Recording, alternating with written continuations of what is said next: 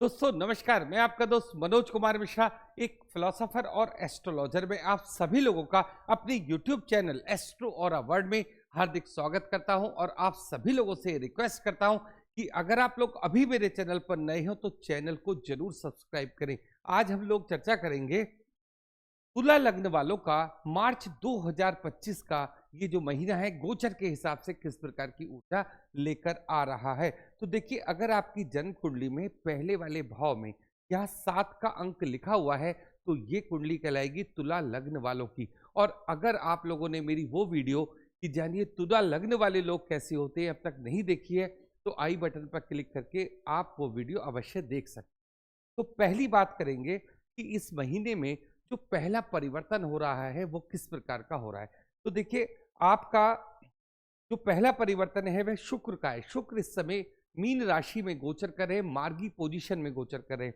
2 मार्च 2025 को शुक्र वक्री पोजीशन में चले जाएंगे और बुध 16 मार्च को वक्री पोजीशन में चले जाएंगे और उसके कुछ समय के बाद ये बुध अस्त अवस्था में आ जाएंगे। सूर्य जो इस समय कुंभ राशि में गोचर कर रहे हैं 15 मार्च को ये मीन राशि में गोचर करना शुरू कर देंगे। बात करते हैं मंगल की, मिथुन राशि में गोचर करते रहेंगे। गुरुदेव बृहस्पति आपके वृषभ राशि में गोचर करते रहेंगे। केतु कन्या राशि में गोचर करते रहेंगे और राहु मीन राशि में गोचर करते रहेंगे। लेकिन इस महीने का जो सबसे बड़े ग्रह का परिवर्तन हो रहा है वो है शनि। और शनि अपनी कुंभ राशि से निकलकर मीन राशि में 30 मार्च को प्रवेश कर जाएंगे। तो ये है टोटल ग्रहों की पोजीशन जो मैंने आपके समक्ष रखी। अब हम लोग बात करते हैं डेट वाइज प्रिडिक्शन की। तो देखिए, 1 तारीख 8 से लेके 14, 27 और 28 ये आपके जो मार्च के महीने का ये एक बहुत अच्छा समय आपका माना जा रहा है। जो भी आपको बड़े डिसीजन लेने आप इसमें ले सकते हैं।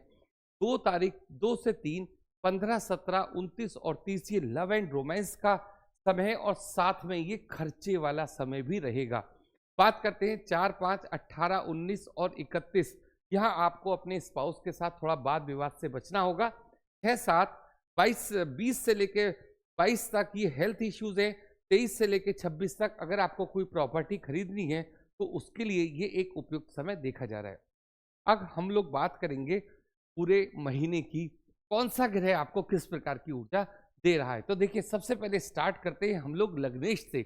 लग्नेश कौन है हमारे? वो है शुक्र। मतलब जहां 7 नंबर है वहां का लग्नेश है शुक्र। बैठे कहां पर है? 6ठे भाव में। देखिए, लग्नेश क्या है? जीवन की ऊर्जा। हमारे गोचर के हिसाब से इस समय लग्नेश का संबंध 6ठे भाव से बना हुआ है। तो क्या आपसे कहा जाएगा? सबसे पहली बात तो मैं आपसे ये कहना चाहूंगा कि अगर आप लोग इस समय अगर आपको किसी भी प्रकार की जॉब से संबंधित कोई प्रॉब्लम चल रही है, आपकी जॉब नहीं लग रही है, तो आप ये समझिए ये महीना आपके लिए बहुत उपयुक्त साबित होगा। अगर आपको कहीं जॉब के लिए अप्लाई करना है तो आप इस महीने को पूरी तरीके से ये मानिए कि आपको ये महीना जॉब दिलवा कर जाएगा। दूसरी बात, जो स्टूडेंट्स इस समय पढ़ाई में मेहनत कर रहे हैं, सब कुछ जिस तरीके से मैनेज कर रहे हैं अपने टाइम का, तो उनको थोड़ा सा संघर्ष के साथ सफलता मिलने के योग यहाँ दिखाई दे रहे हैं। बात कर लेते हैं आपके सेकंड हाउस की। मालिक कौन है? मंगल। और बैठे कहां पर है? हमारे भाग्य स्थान पर बैठे हैं। और देखिए, मंगल हमें कहां कहां का परिणाम देंगे। एक तो हमारे 7th हाउस का मालिक है चंद्रमा मंगल, और दूसरा है सेकंड हाउस का। सेकंड हाउस खुद अपने आप में किस चीज का है? संस्कारों का हाउस है, लॉन्ग टर्म इन्वेस्टमेंट का हाउस है। तो इस तरीके की चीजें जहां पर भी अगर आपको अपना पैसा कहीं इन्वेस्ट करना है तो ये महीना आपके लिए उपयुक्त साबित होने जा रहा है। इसमें आपको भाग्य से भी सफलता मिलेगी। अगर हम लोग बात करते हैं तीसरे हाउस की, तीसरे भाव का मालिक है गुरु, जो बैठे हैं इस समय 8th हाउस में। गुरु बैठे हैं 8th हाउस में। उनका जो दूसरा भाव है वो है 6ठा। इसका मतलब है तीसरे हाउस का स्वामी और 6ठे हाउस का स्वामी इस समय 8वें हाउस में बैठा है। तो ये वो समय है कि जो आपके छोटे बहन भाई हैं, अगर किसी तरीके का आप लोगों में प्रॉपर्टी से संबंधित कोई विवाद है तो इस समय ये विवाद किस प्रकार का होगा? थोड़ा कोर्ट कचहरी तक भी पहुंचने की उम्मीद रहेगी, तभी आपको अपना जो पार्ट है या हिस्सा है वो प्राप्त होगा। अगर हम लोग बात करते हैं आपसे आपके 4th हाउस की, मालिक हैं शनि, बैठे हैं हमारे 5th हाउस में और शनि इस मार्च के महीने में अस्त पोजीशन में भी रहेंगे। तो देखिए, घर को सजाने का, घर को बहुत अच्छे लेवल पर ले जाने का ये अभी आपका समय, ये आपकी इच्छा अभी पूरी नहीं हो पाएगी।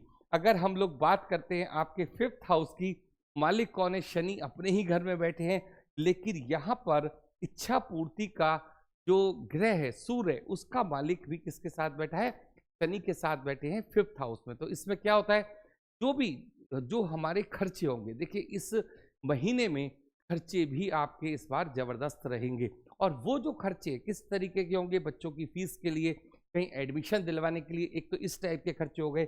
और एक चीज मैं आपसे ये जरूर कहना चाहूंगा कि इस समय आप इंट्राडे ट्रेडिंग से, जो आज ही शेयर खरीदते हैं आज ही बेच देते हैं, या ऑप्शन चेन वगैरह में हम लोग जो ट्रेडिंग करते हैं, उसमें बिल्कुल आपको बच के रहने की मेरी राय आपको रहेगी, क्योंकि उसमें लॉस होने की संभावना भी रहती है। अगर हम लोग बात करते हैं आपके 6th हाउस की, तो आप देखो कि यह मीन राशि में लगभग सारे ग्रह मार्च के महीने में आपको देखने को मिलेंगे। इस समय जो चल रहा है, देखिए शुक्र जो हमारे लग्नेश है और ये उच्च की राशि के होते हैं यहाँ पर, तो ये तो अपनी एक बढ़िया ऊर्जा के साथ आपको आगे ले जाने का प्रयास करें, लेकिन साथ ही साथ आपको अपने खाने पीने पर भी बहुत ज़्यादा ध्यान देना होगा। ऐसा नहीं है कि हमने पता चला कि बहुत ज़्यादा मसालेदार या इस टाइप की चीज़ों का या तली भुनी चीज़ों का इस्तेमाल किया और हमारे स्वास्थ्य में प्रॉब्लम आ गई, तो ये चीज़ भी आपको यहाँ देखनी है। यहाँ पर 6ठे हाउस में शुक्र उच्च के होते हैं और बुध क्या होते हैं? नीच की पोजीशन को होते हैं। तो यहाँ पर दो चीज़ों में आपको बड़ा संघर्ष देखने को मिलेगा कि जो भी आपके विचार आ रहे हैं वो कैसे होंगे? बड़े खर्चीले होंगे। मतलब काफ़ी कुछ आप ये देखोगे, कोई भी चीज़, कोई भी सफलता इस महीने आपको मिलेगी ही तब जब आप कुछ ना कुछ खर्च करोगे। खर्च करोगे मतलब टाइम खर्च करोगे, हो सकता है पैसा खर्च करो, तब आपकी झोली में आपको सफलता मिलती है। तो कहने का मतलब सिर्फ यह है, मार्च का महीना कुछ ना कुछ खर्च करके सफलता दिलाने वाला महीना साबित होगा। जिन लोगों की जॉब नहीं लगी है उनको जॉब मिलेगी, और जो लोग अपनी जॉब को चेंज करना चाहते हैं उनके लिए भी ये एक अच्छा अवसर प्रदान करेगा। लेकिन बात वही है कि अच्छी जॉब ढूंढने के लिए हमें क्या करना पड़ेगा? पेशेंस भी रखना पड़ेगा और समय को भी खर्च करना पड़ेगा। अगर हम लोग बात करते हैं 7th हाउस की, थोड़ा सा डिस्टर्ब दिख रहा है। क्यों दिख रहा है? देखिए सबसे बड़ी बात तो यह है कि जो शुक्र जो इसका कारक होता है, वो शुक्र कहाँ पर है? 6th हाउस में। तो वाद विवाद हम लोगों में ज़्यादा बढ़ जाएगा। मतलब हमारा जो स्पाउस है, कुछ हम कह देंगे तो उससे थोड़ा झगड़ा होने की उम्मीद रहती है। दूसरी बात ये कि इसमें ये जो झगड़ा हमारा आपस में होगा, मंगल कहाँ पर है? हमारे बड़ों के घर, मतलब हमारे भाग्य के स्थान पर है। तो जो लोग हमसे सीनियर है, हमारे फादर हैं या और भी बड़ी एज में हैं, तो वो लोग हम लोगों के बीच में पढ़कर जो हमारा विवाद है उसको सुलझा देंगे। तो ये चीज़ भी आपको यहाँ देखनी है। अगर हम लोग बात करते हैं 8th हाउस की, मालिक कौन है? शुक्र बैठे कहाँ पर है? 6th हाउस में। इसीलिए मैं आपसे बोल रहा हूँ कि अगर आप थोड़ा सा भी अपने खान पान पर इस तरीके की बात रखेंगे, जो मनाया वो खा लिया, तो इसमें हमारी हेल्थ इश्यूज आने की पूरे चांसेस रहेंगे इस महीने। और यहाँ पर गुरुदेव बृहस्पति हम लोगों को एक डिवाइन हेल्प भी प्राप्त कराते रहते हैं।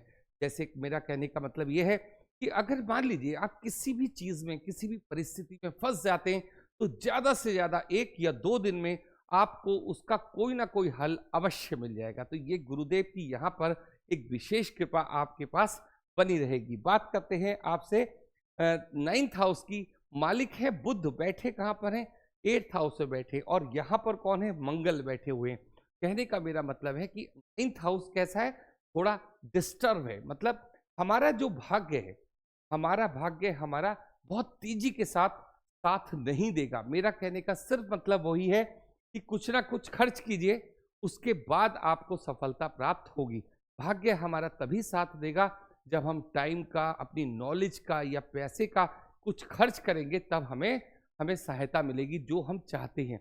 अगर हम लोग बात करते हैं 10th हाउस की, मालिक हैं कौन? चंद्रमा, जो हर सवा 2 दिन बाद अपनी राशि परिवर्तित करते रहते हैं, और ये सारा डेट वाइज प्रिडिक्शन हम लोग चंद्रमा के अकॉर्डिंग ही करते हैं। अब अगर मैं आपसे एक बात ये कहता हूं कि यहाँ पर हमारे जो विचार रहेंगे ना इस महीने, हमें हर काम बहुत स्पीड से चाहिए, बहुत जल्दी चाहिए। लेकिन यहाँ पर जो भी आपके काम होंगे, चाहे बिजनेस से संबंधित हो और चाहे जॉब से संबंधित हो, उसमें थोड़ा डिले अवश्य होगा। क्यों? क्योंकि शनि थोड़ा सा यहाँ पर अभी क्या है, अस्त पोजीशन में भी चल रहे हैं। बात कर लेते हैं आपके लाभ भवन की। मालिक कौन है? सूर्य। अपनी ही राशि, आपके ठीक सामने वाली राशि यानी 5वें भाव में बैठे हैं, शनि के साथ बैठे। 15 तारीख तक जो भी प्रयास आप करते हो उसके अंदर क्या होगा, थोड़ी तीव्रता। जो आप अगर 15 तारीख तक आप जो भी अपनी जॉब के लिए या प्रॉफिट के लिए या बिजनेस के लिए जो भी प्रयास करें, थोड़ी उसके अंदर तीव्रता लेकर आइए, आपको मार्जिन मिलेगा, प्रॉफिट मिलेगा। लेकिन जैसे ही सूर्य हमारे आपके छठे हाउस में आएंगे तो यहां भी संघर्ष के साथ सफलता आपको मिलेगी, ये कहने का मेरा मतलब है। अब हम लोग बात करते हैं आपसे 12वें हाउस की। मालिक कौन है? बुध, जो अपनी नीच राशि में इस समय गोचर कर रहे हैं। इसका ये मतलब है कि देखिए, बुध जब छठे हाउस में है तो कैसे देख रहे हैं अपने 12वें हाउस को, मतलब इनकी सीधी दृष्टि कहाँ जा रही है? 12th हाउस में जा रही है। 12th हाउस किस चीज का? व्यय का हाउस है, खर्चे का हाउस है। तो जो भी चीजें होंगी इस पूरे महीने में कुछ ना कुछ खर्च करके ही आपको प्राप्त होगा। तो कुल मिलाकर अगर मैं आपसे इस पूरे महीने की बात करता हूं कि जिन लोगों की अभी मैरिज नहीं हुई है, उनको अभी मैरिज के लिए पूरा इंतजार करना पड़ेगा 1 या 2 महीने का। और अगर जिन लोगों को जॉब नहीं मिली है, उनके लिए ये महीना बहुत ही शुभ साबित होने जा रहा है। जो स्टूडेंट पढ़ाई के लिए मेहनत कर रहे हैं, उनको भी मेहनत से ही सफलता मिलेगी। मतलब जो चीज़ आप ये सोच रहे हो बहुत आसानी से मैं इस टेस्ट को निकाल लूंगा, मैं उन लोगों के लिए बात कर रहा हूं कि आपको वहां पर थोड़ा परिश्रम ही करना पड़ेगा। इसलिए आप परिश्रम के लिए तैयार रहिए। आपको भाग्य में क्योंकि 9th हाउस कैसा है, थोड़ा सा डिस्टर्बेंस लेकर आ रहा है, तो इसलिए भाग्य के पीछे ज्यादा ना जाएं, थोड़ा सा मेहनत बढ़ाएं, तब आपको ये सफलता मिलती है। तो आज के लिए इतना ही। आप लोगों ने इतना समय दिया उसके लिए बहुत बहुत धन्यवाद। Thank you.